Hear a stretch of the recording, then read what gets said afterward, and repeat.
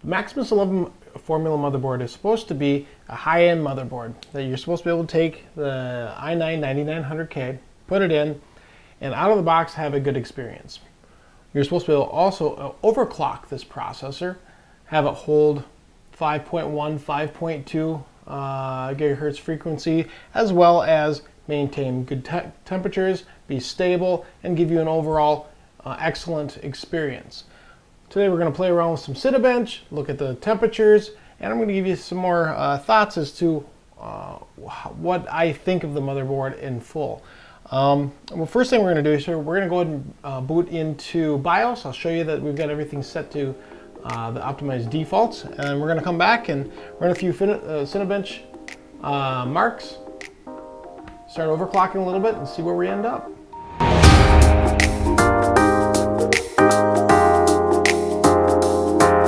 Here we are in BIOS. These are the defaults. The only thing I changed is I went into Tools here and I actually disabled Armory Crate. Every time you reset your BIOS to the optimized defaults, or you do a BIOS update, unfortunately, it puts that back to enabled. So that's the only thing I've got changed at this point. I do want to show you that I actually am on BIOS, the newest version, which is BIOS version 8.05. I went ahead and did the update via the BIOS flashback tool. So first thing we're going to do is we're going to go ahead and boot into Windows, and we're just going to set a, I guess, a benchmark or a starting point for this. It takes only a moment for this to get loaded up.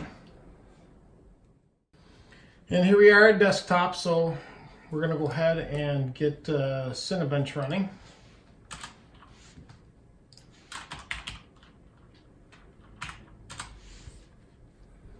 And I'm also going to use CPU ID's hardware monitor for temperatures. That way you can see what the frequencies are running at, temperatures, all that fun stuff. Okay, so first things first, we're going to just run this to get ourselves a starting point. This is fully stock.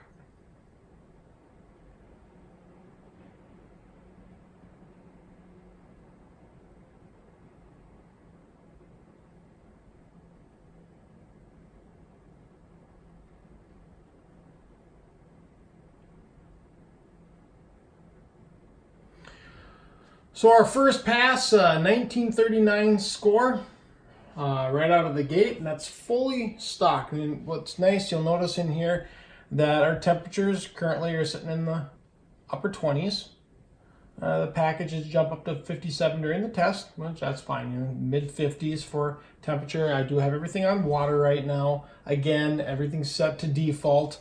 And then it looks like our processors went ahead and they were around 4.7 across. Actually, nothing jumped up to the single 5.1, which, you know, that's interesting. But we're going to go ahead and jump into BIOS, make a couple changes with regards to multi-core enhancement, and come back in, run it again at the semi-stock, and then we'll start overclocking from there.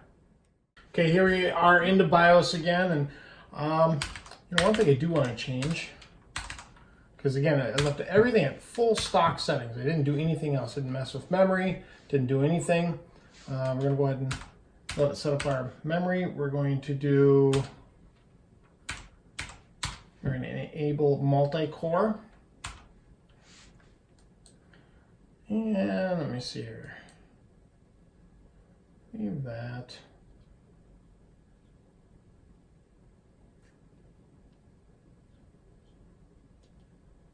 That's all I'm going to do at this point. Start here and come back in and see how it runs based off of that. Okay, here we are back at desktop. All I did again was change the XMP profile to XMP1 and enabled the multi-core enhancement. We're going to run this. I don't know if I'm going to get much of a different score than what we got last time. I believe it was a 1936. I will say that this processor seems to ramp up very nicely in this motherboard, very similar to how it did in my Maximus XI Extreme. That kind of flew through, and a 2055 score. I'm not sure if I'm going to zoom in here so you can see that.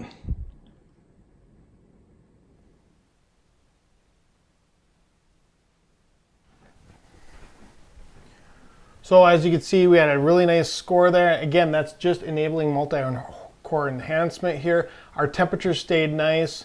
They peaked into the 60s, but again, that's because of the multi-core enhancement, everything locked at that. Currently, they're idling in the low 30s, and we did get our core clocks to actually sync up at 5 gigahertz. So, so 5,000 megahertz. So that's awesome. We're gonna go ahead and restart into. I'm gonna save this. We're gonna go ahead and restart into BIOS again and start playing around with actual overclocking and locking our locking the voltages, as well as moving the cores up to let's try locked at, I don't know, 5 gigahertz right out of the box here. So 5, we'll go 5.1 from there, and we'll see how far we can push it here. So we'll change a couple settings in here as well. So first thing I'm going to do is go here. We got that auto. Leave that alone. I'm going to change that to, actually I had auto. I didn't have the sync all cores on there. That's funny. So we're going to go 50.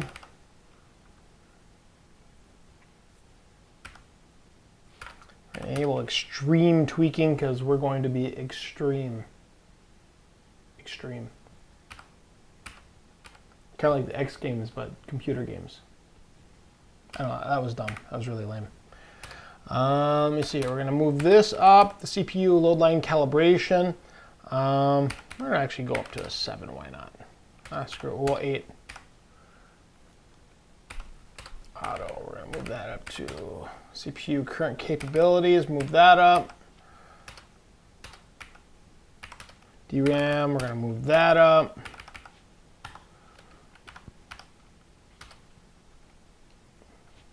I don't need to play with anything in there.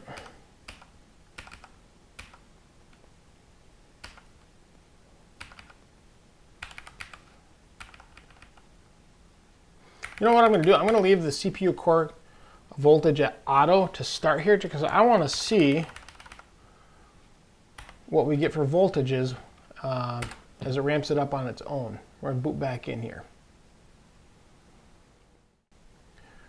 We're here at desktop again, and I've got the Cinebench open. I also have the hardware monitor open. One thing I'm noticing is right off the bat, it's idling with a core V-core voltage at 1.296, maxed at 1.314 when it booted in. So I'm going to actually lock the voltage when we get in here in just a little bit. I just wanted to see what that was like. Temperatures, again, idling around 30, 29, 30. Nothing really exciting at this point. All the cores are locked at 5 gigahertz.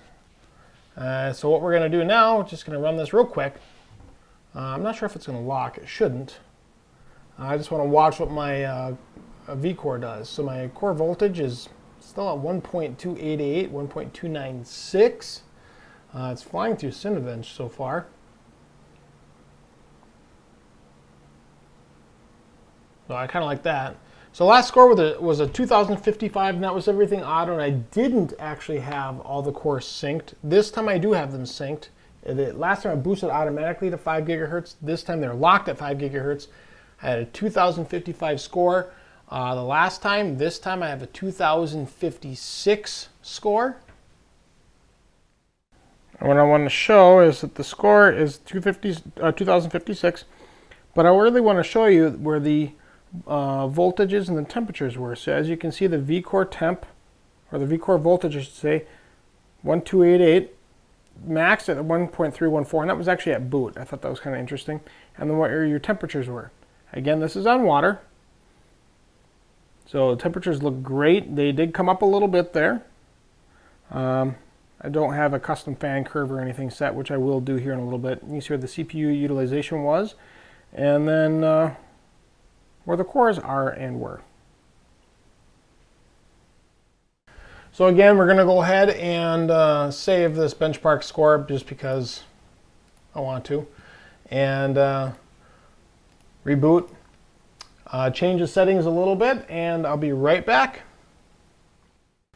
Okay, here we are in BIOS again. What I did is we've got the core ratio set at 51. As you can see here, we got 51, and actually changed the voltage, locked it at 1.325. I think it should be fine. We'll find out when we boot in. In theory, this should make everything all happy. Let's get the desktop and see where we end up now. Okay, so I just ran the Cinebench real quick. I've got my core voltage at 1.33 volts. I've got the clocks at 5100 megahertz. I'm gonna go ahead and I want to save this score real quick just because it's a really nice score. Scored a 2093 on that run. And we're gonna run it again real quick here, so you can see where this shows up. I'm gonna run it one more time here. My temperatures are jumping up into the, upper 60s, low 70s. Cores are at 5100. And it's pretty much flying through this. We're gonna go to 5.2 next, just to see what happens here. And that gives me a score of 2113. And as you can see, we got a score of 2113. And then for my stats, you can see where my temperatures were. They did reach up to the low to mid 70s depending upon the core. And the clock's 5100. And again, you can see the voltage is set at 1.33, and it did bump a little bit, but we're going to reboot to BIOS and see what we get next. Okay, here we are coming into BIOS again. And let's see here. Let's go ahead and let's push this to 52. And I'm going to put my load line, I think, up just a little further here. It's in power control. Put that to 8. And then we're going to probably have to creep up that voltage I would imagine. Let's go 1.3, whoa, not 1.6. So 1.37 and see if we can get to the desktop here. So we're going to see what happens real quick. Let's see if I get a blue screen. If it gets there, locks up. Actually, I do stay on for this one and just see what happens. So we're going for 5200 megahertz. Okay, we got the desktop. That's a good sign. I'm going to go ahead and open up Cinebench. Bring that down small so everybody can see it again. We're going to open up hardware monitor. Yes, I know.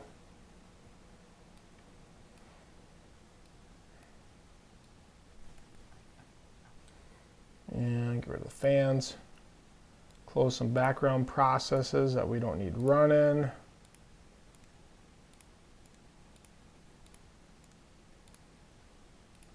Yes, I use TeamViewer. I like it so I can troubleshoot my computer from my work. Okay, here we go. Moment of truth. Does it crash or does it keep running?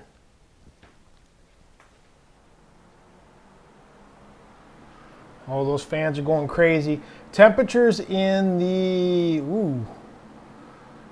low 80s, upper 70s.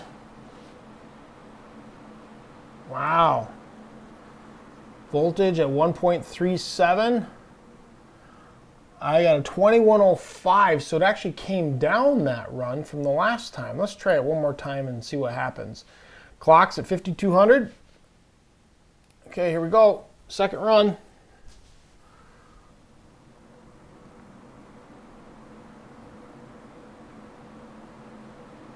She's flying through.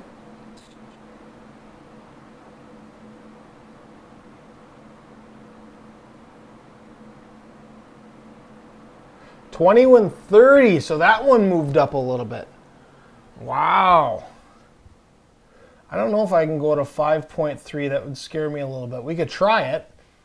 Let's do this. Let's go one more run. I've seen some people get upper 2100s, 2180, 2190. Obviously, silicone lottery here matters. But let's see what we get.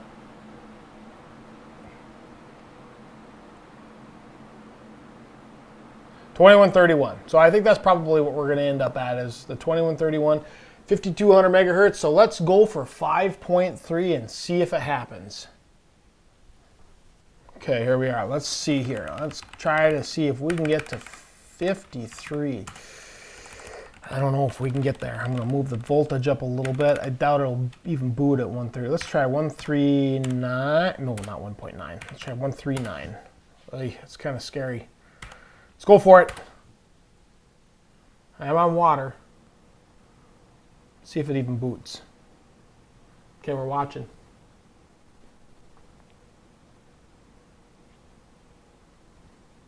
Don't know if we're going to get there on this, though. So far, so good. I will say I'm very surprised with how well this motherboard does seem to overclock and stay stable. I had some issues with my Maximus Extreme, but I found out it was actually in my settings. I had a couple things turned off. I didn't have the extreme tweaking on. Here we are at a desktop running at 5.3 gigawatts. That's supposed to be gigahertz actually, but anyway. We're going to minimize a couple of things here. I want to see where we're at. Core voltage 1.394. Holy buckets. 5,300 megahertz, and let's run a Cinebench. I don't even know if it'll even open. Holy crap, it opened. All right, moment of truth. Crash or no crash? So far, no crash.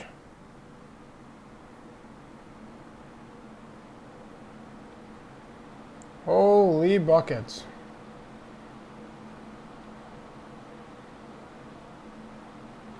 Temperatures in the mid to upper 80s. Oh, I think it just crashed. No.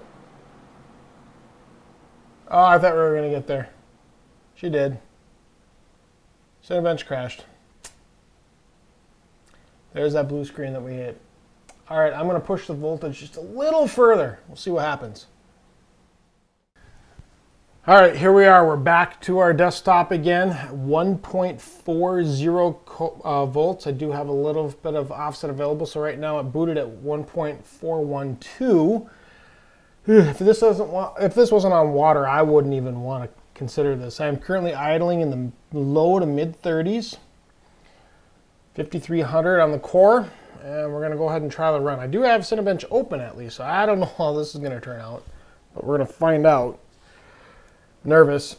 And there goes my temps. Holy buckets. Package 92 degrees is where cat. Oh, and there we go. Locked up. I don't think we're going to get 5,300.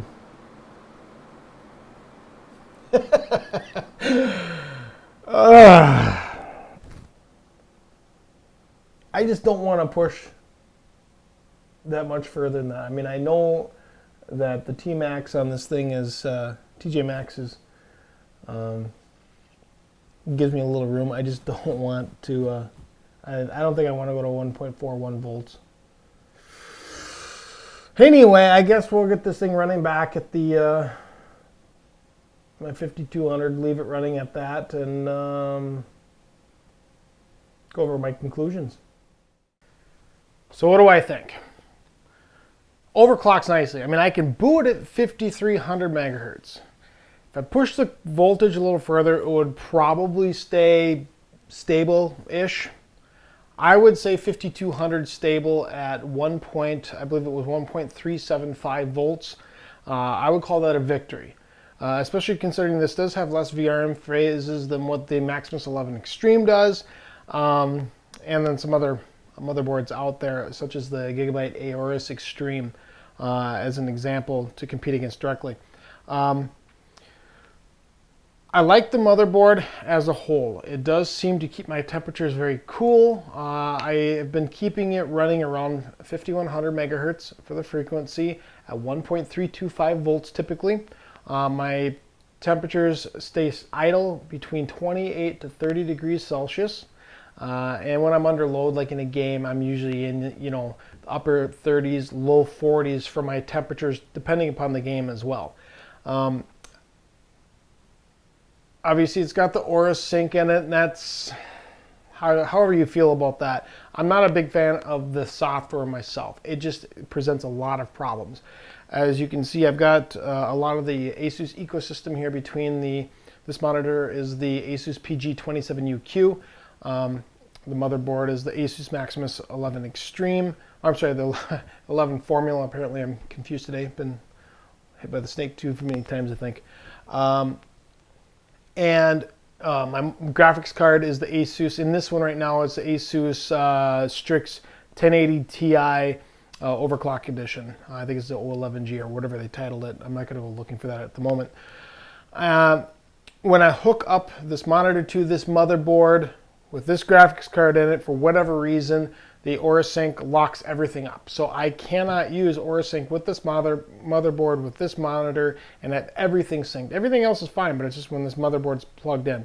Also, I found a weird thing that when this monitor is plugged in, we're going to get into this into a different video, but for some reason with HDMI, or I'm sorry, with DisplayPort connected, I can't get into BIOS.